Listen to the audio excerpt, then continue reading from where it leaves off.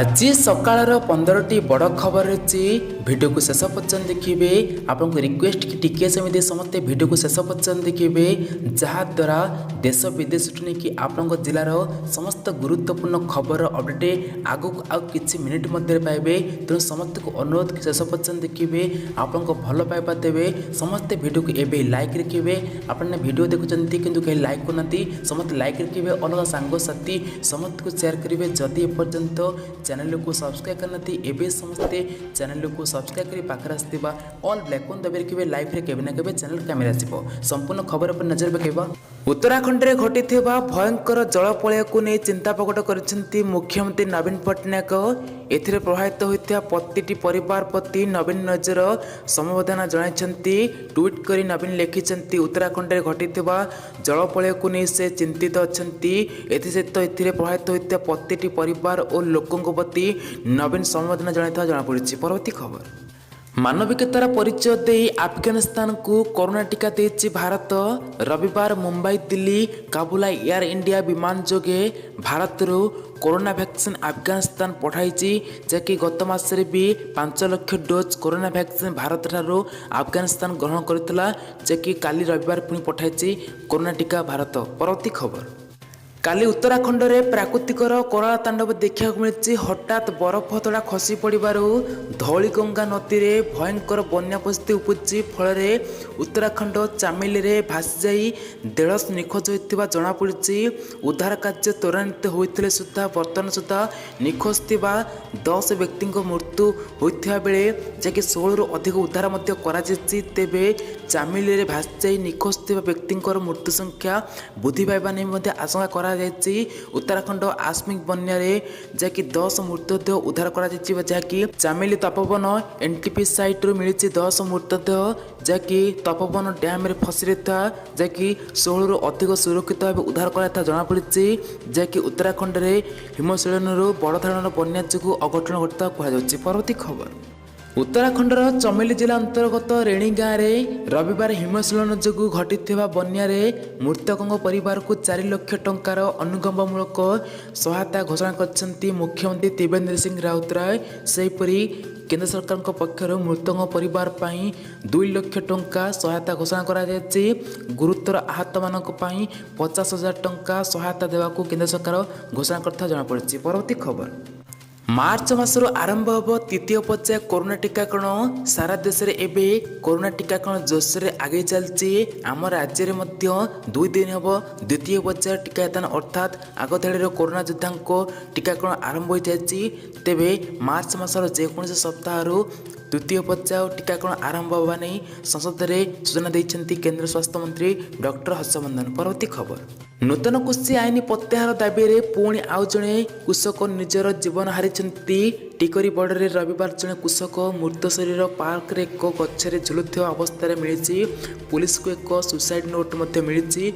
एथिरे भारतीय किसान जिंदाबाद लिखा जाए लिखा जाए मोदी सरकार तारीख पर तारीख देउछन्ति कहीं हेले कहि परिबे नहीं जे एही कला आईन केबे प्रत्याहार हेबो जैकि मृतक जैकि रविवार घटছে एभली घटना। परवर्ती खबर प्रधानमंत्री नरेंद्र मोदी पश्चिमबंग गस्तर जाई पेट्रोलियम और प्राकृतिक गैस एवं सड़क परिवहन विभाग 4टी विकासमूलक प्रकल्प को देश उद्देश्य शुभारंभ करिसेंति। मोट 4,700 कोटी अधिक यह प्रकल्प को राष्ट्रीय उद्देश्य समर्पित कर मोदी कहते उज्ज्वला योजना पर एलपीजी गैस संयोग एवं चाहिदा उभय वृद्धि पाई। तेणु एलपीजी गैस भित्तिभूमि को मजबूत करने निरंतर प्रयास जारी रखी। प्रधानमंत्री पश्चिमबंग में 2,433 कोटी जैकि ढाबी दुर्गपुर प्राकृतिक गैस पाइपलाइन को लोकार्पित कर हलदिया ठारे जैकि 1,000 कोटी टंकार निमित्त एलपीजी इंपैक्ट लाइन को शुभारंभ कर मोदी। परवर्ती खबर कोविड-19 जो भारत में डिजिटल पेमेंट बेस लोकप्रिय होती। लोक मैंने टंका पैसा आउ कैश कारोबार न करी डिजिटल पेमेंट करने उपर अधिक गुरुत्व देइछन्ति। एवं डिजिटल पेमेंट आप पेपल स्थानीय अंचल बंद करने को जाउची। एणु जो माने यही आप व्यवहार करछन्ति से माने तुरंत निज निज टंका व्यवहार करनियंतु कारण थरे बंद हेबा परे आपण माने आउ यही आप रे कोनसे प्रकार लेन देन करि परिबे नाही। रिपोर्ट मुताबक भारत रे ଏହି ଆପ୍ ନିଜ ପେମେଣ୍ଟ ସର୍ଭିସକୁ 1 ଏପ୍ରିଲରୁ ବନ୍ଦ କରିବାକୁ ଘୋଷଣା କରିଛି। କିନ୍ତୁ ଆପଣ ଇଣ୍ଟରନ୍ୟାସନାଲ ପେମେଣ୍ଟ କାରବାର ପାଇଁ ପେପାଲ୍ ବ୍ୟବହାର କରିପାରିବେ। ତେବେ ଥରେ ଏହି ଆପ୍ ଭାରତରେ ନିଜ ସର୍ଭିସ୍ ବନ୍ଦ କରିବା ପରେ ଆପଣ ଆଉ ଏଥିରେ ନେଣଦେଣ କରିପାରିବେ ନାହିଁ, ଯାହାକି 1 ଏପ୍ରିଲ ଠାରୁ ବନ୍ଦ ହେବାକୁ ଯାଉଛି ସ୍ଥାନୀୟ ଅଞ୍ଚଳ। ପରବର୍ତ୍ତୀ ଖବର, ସଡ଼କ ଦୁର୍ଘଟଣା ହେବା ମାତ୍ରେ ଆହତଙ୍କୁ କେମିତି ତୁରନ୍ତ ଚିକିତ୍ସା ସେବା ମିଳିପାରିବ, ଏଥିପାଇଁ ସଡ଼କ ପରିବହନ ଓ ରାଜମାର୍ଗ ମନ୍ତ୍ରାଳୟ ଏକ ମହତ୍ତ୍ୱପୂର୍ଣ୍ଣ ଯୋଜନା ଉପରେ କାମ କରୁଛନ୍ତି। ଏମିତି ଜ୍ଞାନକୌଶଳ ପ୍ରସ୍ତୁତି କରାଯାଉଛି ଯେଉଁଥିରେ ଜାତୀୟ ମାର୍ଗରେ ଯାହାକି ସଡ଼କ ଦୁର୍ଘଟଣା ହେବା ମାତ୍ରେ ତୁରନ୍ତ ଆମ୍ବୁଲାନ୍ସ ଓ ପୋଲିସକୁ ଏହାର ସୂଚନା ମିଳିପାରିବ। ଆମ୍ବୁଲାନ୍ସର GPS ସିଷ୍ଟମ ଖଞ୍ଜାଯିବ।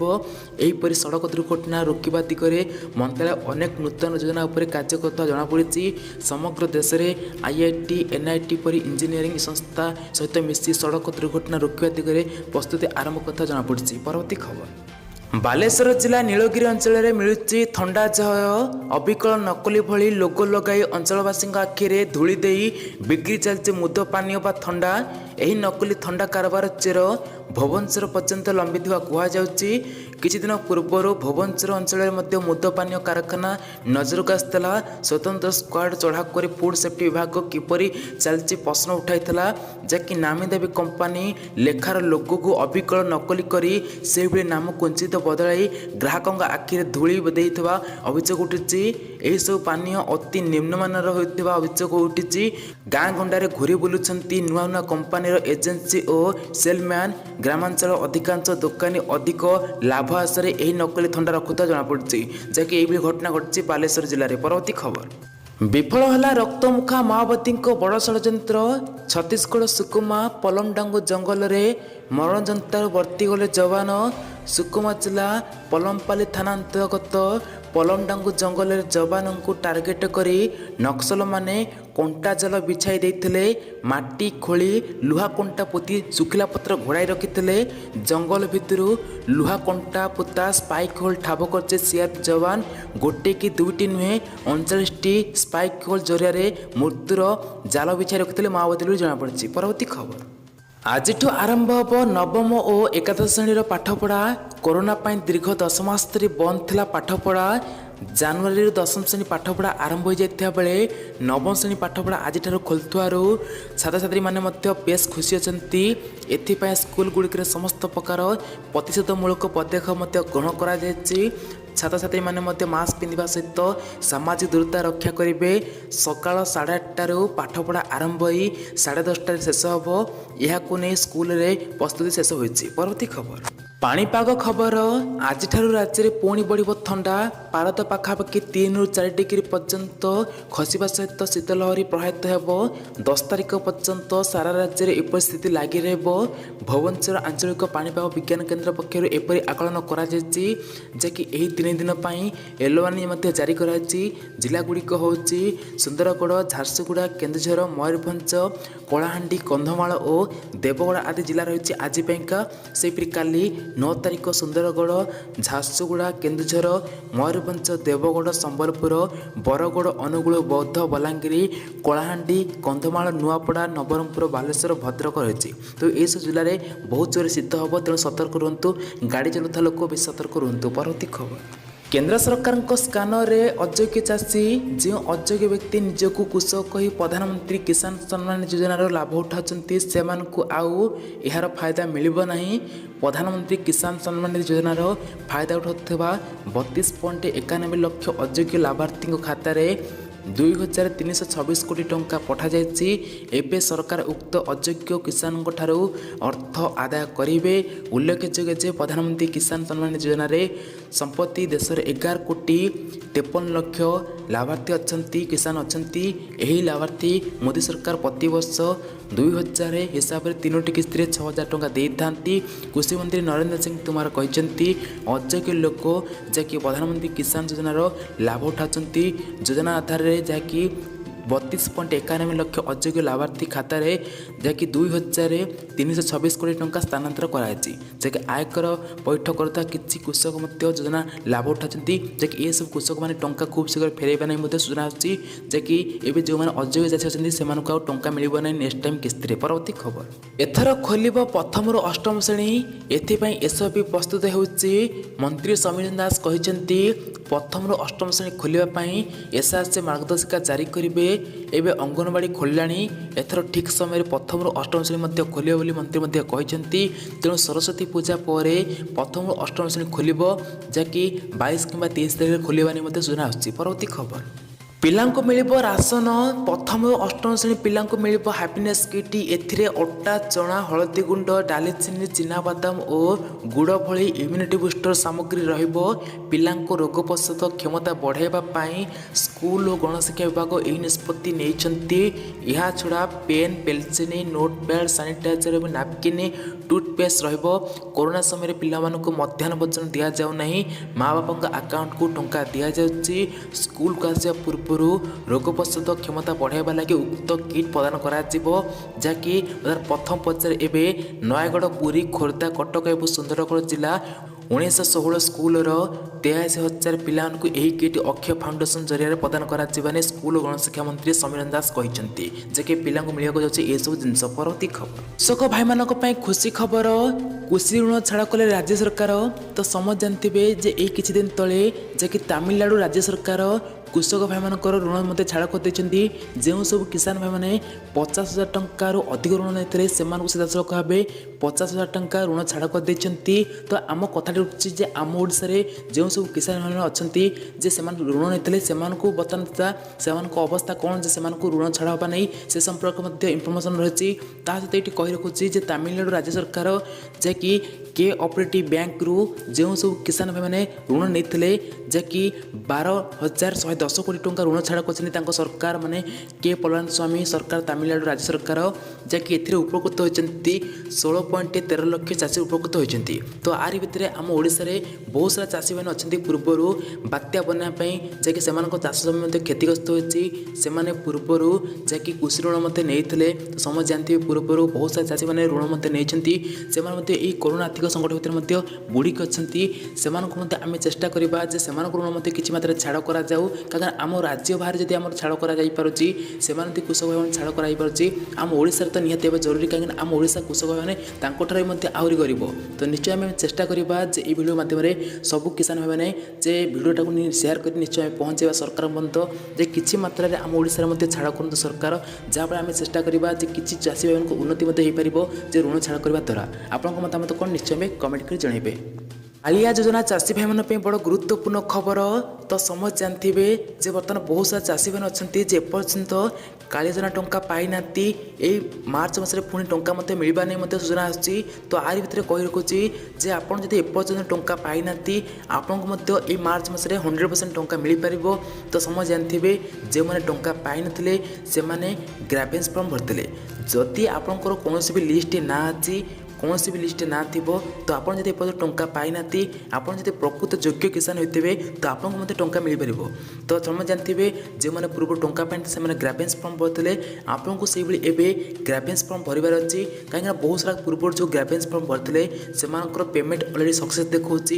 ସେମାନେ ଟୋକନ ନମ୍ବର ଯାଇ ଚେକ୍ କରୁଛନ୍ତି, ସେମାନଙ୍କ ଯେଉଁମାନେ ପେମେଣ୍ଟ ସକ୍ସେସ୍ ଦେଖାଉଛି ସେମାନଙ୍କୁ ଏଠି 100% ମିଳିବ, ଯେମିତି ମାର୍ଚ୍ଚ ମାସରେ ପୁଣି ଟଙ୍କା ମିଳିବାକୁ ଯାଉଛି।